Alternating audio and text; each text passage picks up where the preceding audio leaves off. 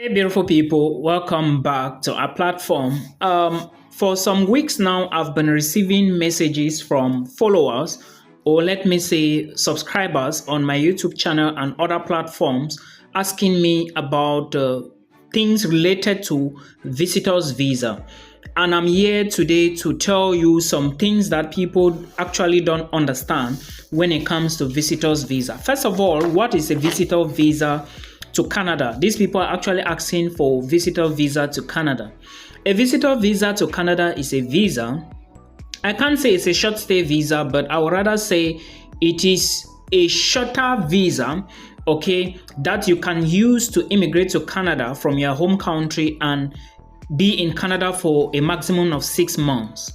Okay, remember the visitor visa can be given to you even for 5 years or 10 years depending on your passport duration, but the maximum you can live in Canada with a visitor's visa is 6 months. Also remember that with the visitor's visa there are things you cannot do in Canada.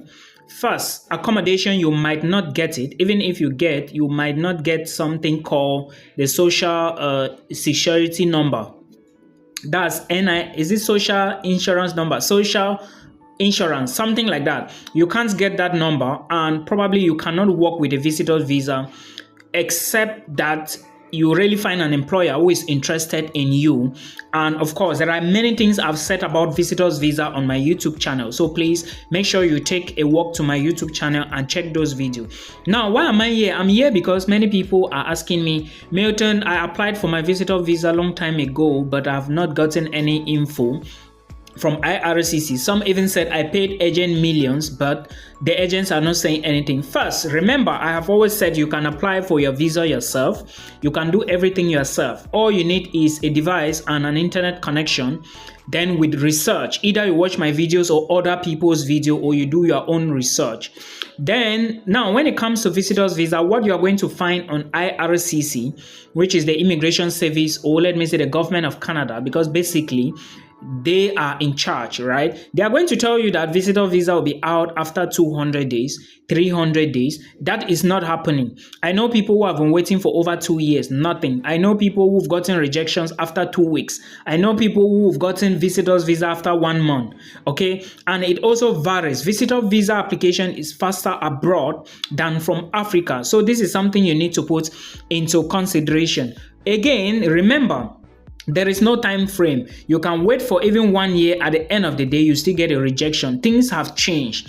And remember, Canada is also battling with housing crisis. That's why they reduced the number of study visas from 800,000 to 360,000. Now, that is to tell you that there will be rapid refusers, and probably when they reach the 360,000 visa for this academic year, September 2024, no other person will get the visa. This is a developed country. The laws are strict. The laws are put in place, very effective.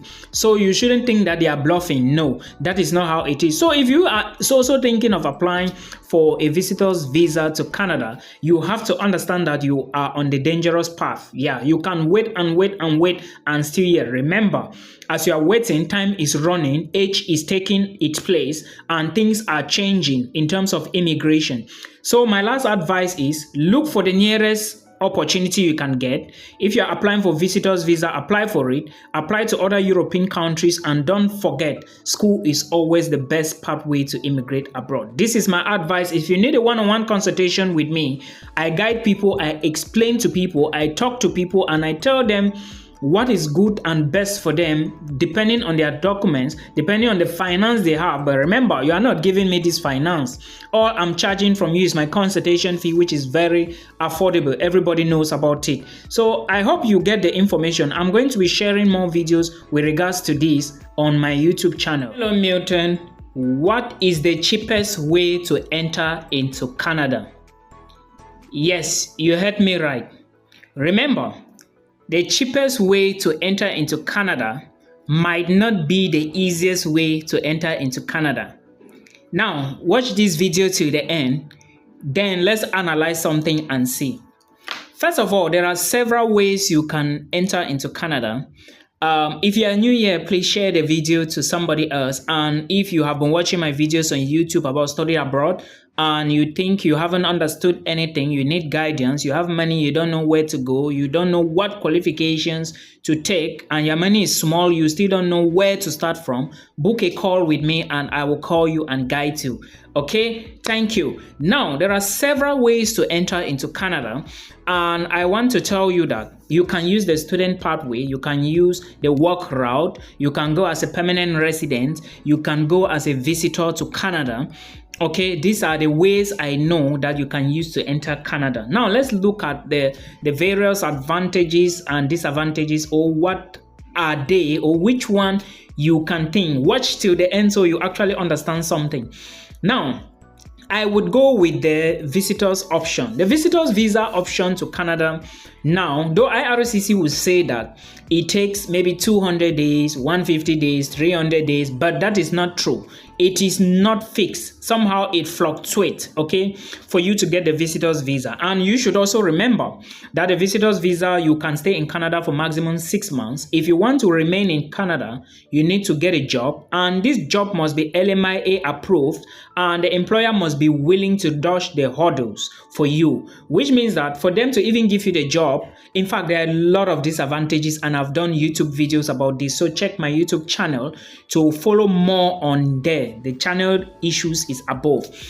Now, let's take a look. That is to tell you that the visitors visa, there is no guarantee year in this part, okay? So if you try to weigh it somehow, it is not a good option to take.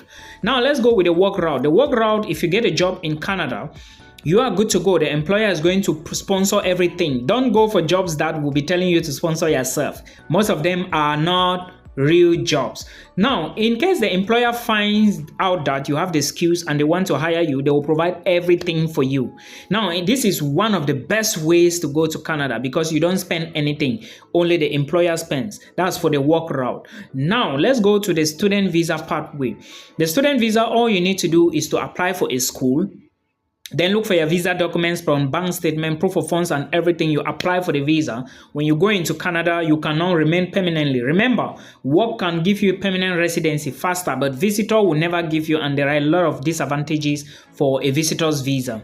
Now, with a student visa, you can work your 20 hours normally, and when you finish, you apply for PGWP and PR. This is another recommended way and the easiest among every way.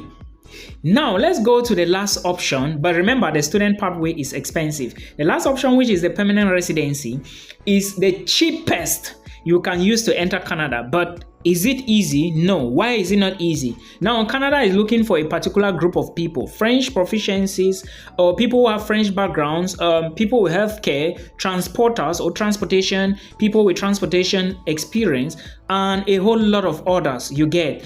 Now, if you do not belong to this sector, it is difficult. It is going to be very hard for you to follow express entry. Then, if you do not belong to this sector, now there is something called the general selection for express entry, where those who do not belong here are also selected. But have you seen the latest points that have been selected lately? In fact, people, if your points are not up to 525, I don't know how many points have been considered for general selection, but the points are like 525, 525 and above. Now, is this a best option? You can wait and wait and wait and wait and maybe regret why you kept waiting. So you have to be careful with express entry. Before you keep waiting, make sure you've evaluated yourself, look at the various ways inside there so that you don't keep waiting for something that may never yield fruit. Please put this into consideration. It's so important because a lot of people are falling for this trap. Some keep waiting. You are in the pool for over 2 years and you are still waiting. No, dear. Look for a shorter pathway, maybe in Europe, maybe elsewhere. When you get in there, to get the visa to Canada and US is extremely easy if you are abroad. Yes, especially in the European Union. The Schengen visa is more powerful. This is something many people do not know. I'm just here to hint you today. So looking at the pathways to enter into Canada, the cheapest, which is permanent residency express, going as a permanent resident, is usually not the fastest. Now, the second cheapest, which might be the work route, because you are not the one sponsoring yourself, the employer, is the first. So you can put the work option on top there. But remember, nobody should deceive you that they are doing work visa for you. They should show you your employment contract. I hope you understood it. I'm holding my ears because I don't want complaints inbox. Now, the easiest one, which is expensive, but to me, it's still the easiest if you have the money, is the study pathway. This is all I can say, and I bet my hand. Please share this video, and we meet again in another